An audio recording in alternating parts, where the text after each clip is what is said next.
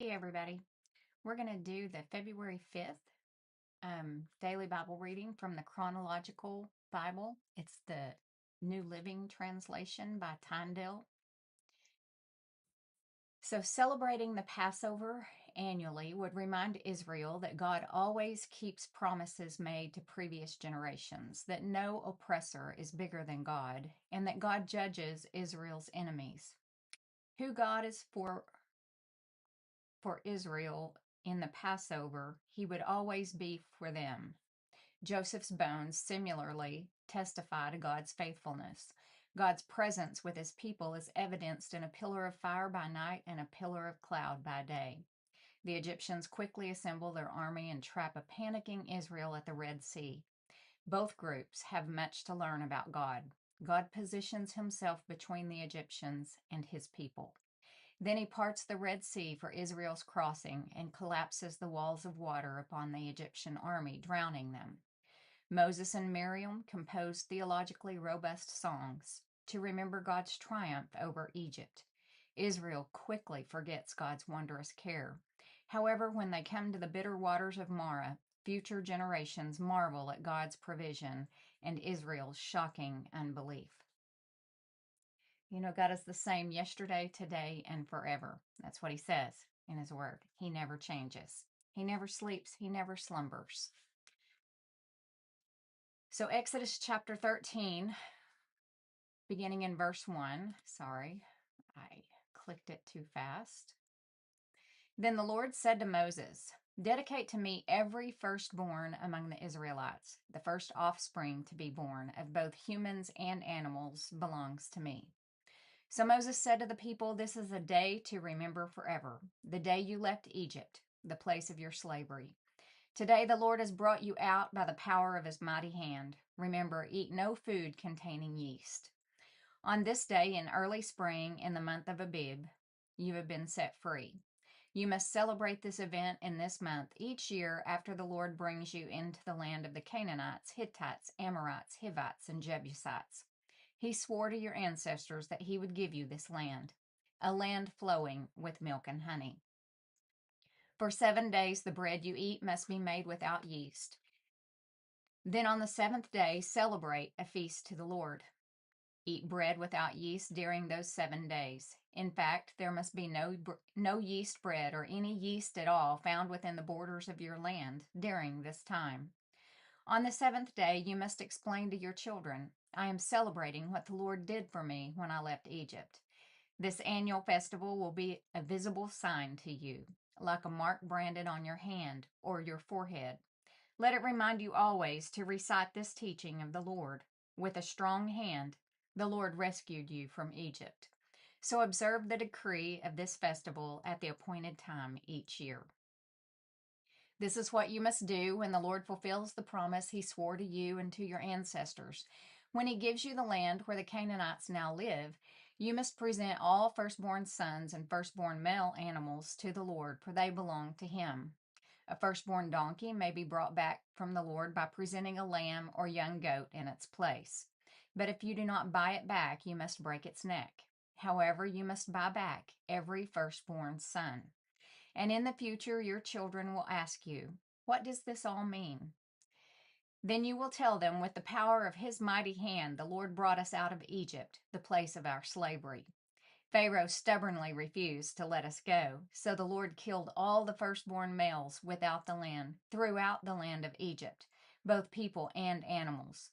That is why I now sacrifice all the firstborn males to the Lord, except that the firstborn sons are always bought back. This ceremony will be like a mark branded on your hand or your forehead. It is a reminder that the power of the Lord's mighty hand brought us out of Egypt." You know, it just hit me while I was reading that, where it says in verse 14, "And in the future your children will ask you, 'What does all this mean?' Then you will tell them, 'With the power of his mighty hand, the Lord brought us out of Egypt, the place of our slavery.'" And how much Paul associates, salvation and our new creation beings that we become after salvation, after we ask the Lord into our lives. he tries to explain to us that, okay, now you've been plucked out of the slavery of the devil. It's like God picks you up off of the slave stand, where in one of Rick Renner's teachings, he uses the visual of the historical dramas and stuff that we've watched on TV, where a slave is stood up on an auction block, and it's like the Lord's hand comes and picks us up off the slave auction block and sets us in his kingdom. Then at that point, when we're saved, we're no longer under the slavery of sin. We're no longer under the curse of the law, and we're no longer under the slavery of sin. We're no longer a slave to Satan. We're no longer a slave. We're children of God from that point forward. And it just hit me that when Moses told them, with the power, you will tell them, with the power of his mighty hand, the Lord brought us out of Egypt, the place of our slavery. And how, the Bible compares the world to Egypt. And anyway, it's a pretty neat analogy. And I highly recommend Rick Renner's, I think that's his series on redemption. I can't remember the name of it. If I remember to, I'll tag it in the bottom. So, Exodus chapter 13, verse 17. Let's get back on subject here. A squirrel got me. When Pharaoh finally let the people go, God did not lead them along the main road that runs through Philistine territory, even though that was the shortest route to the promised land. God said if the people are faced with a battle, they might change their minds and return to Egypt. So God led them in a roundabout way through the wilderness toward the Red Sea. Thus the Israelites left Egypt like an army ready for battle. Moses took the bones of Joseph with him, for Joseph had made the sons of Israel swear to do this. He said, God will certainly come to help you. When he does, you must take my bones with you from this place.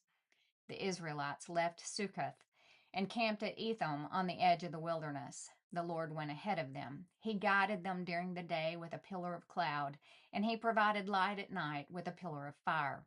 This allowed them to travel by day or by night, and the Lord did not remove the pillar of cloud or pillar of fire from its place in front of the people.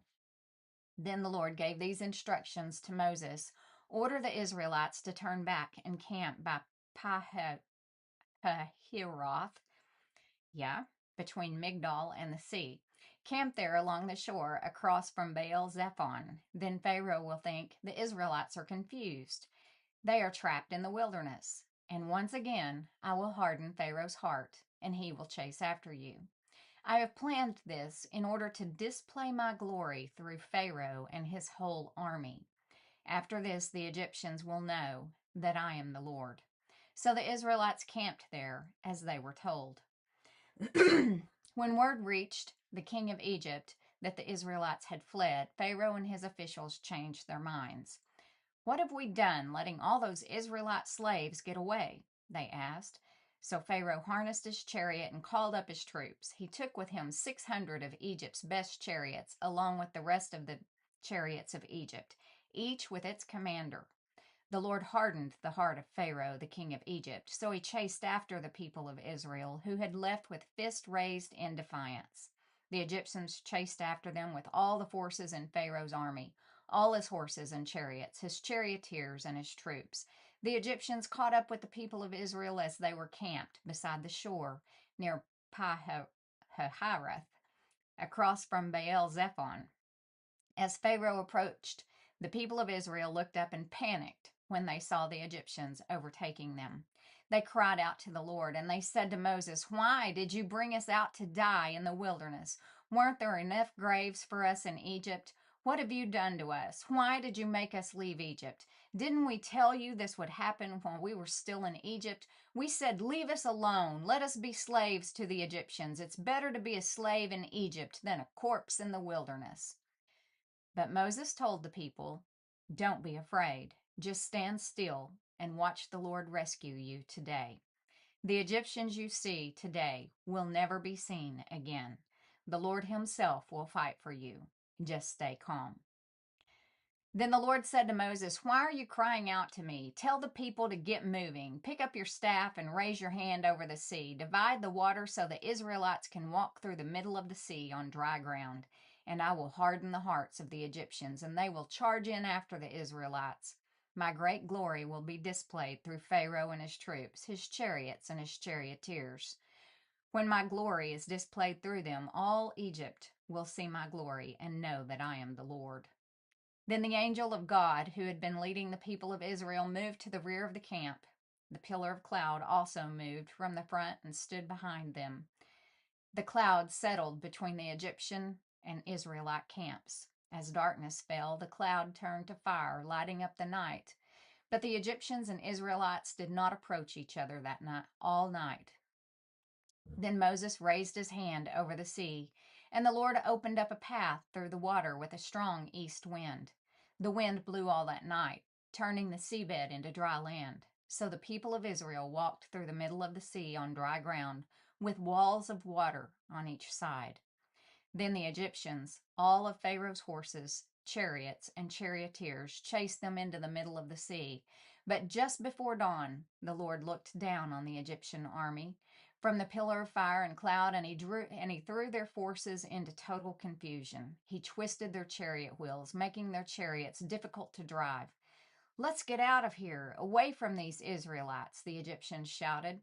"The Lord is fighting for them against Egypt." When all the Israelites had reached the other side, the Lord said to Moses, "Raise your hand over the sea again. Then the waters will rush back and cover the Egyptians and their chariots and charioteers." So as the sun began to rise, Moses raised his hand over the sea, and the water rushed back into its usual place. The Egyptians tried to escape, but the Lord swept them into the sea. Then the waters returned and covered all the chariots and charioteers, the entire army of Pharaoh. Of all the Egyptians who had chased the Israelites into the sea, not a single one survived. But the people of Israel had walked through the middle of the sea on dry ground, as the water stood up like a wall on both sides. That is how the Lord rescued Israel from the hand of the Egyptians that day. And the Israelites saw the bodies of the Egyptians washed up on the seashore. When the people of Israel saw the mighty power that the Lord had unleashed against the Egyptians, they were filled with awe before him. They put their faith in the Lord and in his servant Moses. Then Moses and the people of Israel sang this song to the Lord. "I will sing to the Lord, for he has triumphed gloriously. He has hurled both horse and rider into the sea. The Lord is my strength and my song. He has given me victory. This is my God, and I will praise him, my father's God, and I will exalt him. The Lord is a warrior. Yahweh is his name. Pharaoh's chariots and army he has hurled into the sea. The finest of Pharaoh's officers are drowned in the Red Sea. The deep waters gushed over them. They sank to the bottom like a stone. Your right hand, O Lord, is glorious in power. Your right hand, O Lord, smashes the enemy. In the greatness of your majesty, you overthrow those who rise against you. You unleash your blazing fury. It consumes them like straw. At the blast of your mouth, the waters piled up. The surging waters stood straight like a wall. In the heart of the sea, the deep waters became hard. The enemy boasted, "I will chase them and catch up with them. I will plunder them and consume them. I will flash my sword. My powerful hand will destroy them." But you blew with your breath, and the sea covered them. They sank like lead in the mighty waters. Who is like you among the gods, O Lord, glorious in holiness, awesome in splendor, performing great wonders? You raised your hand, and the earth swallowed our enemies. With your unfailing love, you lead the people you have redeemed. In your might, you guide them to your sacred home. The peoples hear and tremble. Anguish grips those who live in Philistia. The leaders of Edom are terrified. The nobles of Moab tremble. All who live in Canaan melt away. Terror and dread fall upon them. The power of your arm makes them useless, lifeless as stone, until your people pass by, O Lord, until the people you purchased pass by, until the people you purchased. Do we hear that in the New Testament? We do, don't we? From Paul, we hear it all the time. He purchased us at the cross of Calvary. You will bring them in and plant them on your own mountain, the place, O Lord, reserved for your own dwelling, the sanctuary, O Lord, that your hands have established. The Lord will reign forever and ever. When Pharaoh's horses, chariots, and charioteers rushed into the sea, the Lord brought the water crashing down on them. But the Lord of Israel had walked through the middle of the sea on dry ground. Then Miriam the prophet, Aaron's sister, took a tambourine and led all the women as they played their tambourines and danced. And Miriam sang this song: Sing to the Lord, for he has triumphed gloriously. He has hurled both horse and rider into the sea. And then we get to the bitter water at Marah. Then Moses led the people of Israel away from the Red Sea, and they moved out into the desert of Shur. They traveled in this desert for 3 days, without finding any water. When they came to the oasis of Marah, the water was too bitter to drink. So they called the place Marah, which means bitter. Then the people complained and turned against Moses. What are we going to drink? They demanded. So Moses cried out to the Lord for help, and the Lord showed him a piece of wood. Moses threw it into the water, and this made the water good to drink. It was there at Marah that the Lord set before them the following decree as a standard to test their faithfulness to him.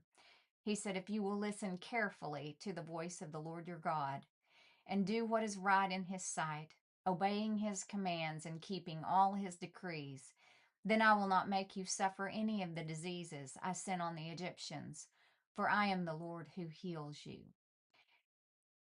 I am the Lord who heals you. If you will listen carefully to the voice of the Lord, how many times in his word, and this is one of them, does he say, love the Lord your God with all your heart, all your soul, all your mind, and love your neighbor as yourself? And then he tells us, and then all these things will be added unto you. Seek first the kingdom of God, and all these things will be added unto you. If we love him, if we follow him, if we do what is right in God's sight, obeying his commands and keeping all his decrees, he says, then I will not make you suffer any of these diseases I have sent on the Egyptians, for I am the Lord who heals you. After leaving Marah, the Israelites traveled on to the oasis of Elim, where they found 12 springs and 70 palm trees, and they camped there beside the water. And that concludes the February 5th daily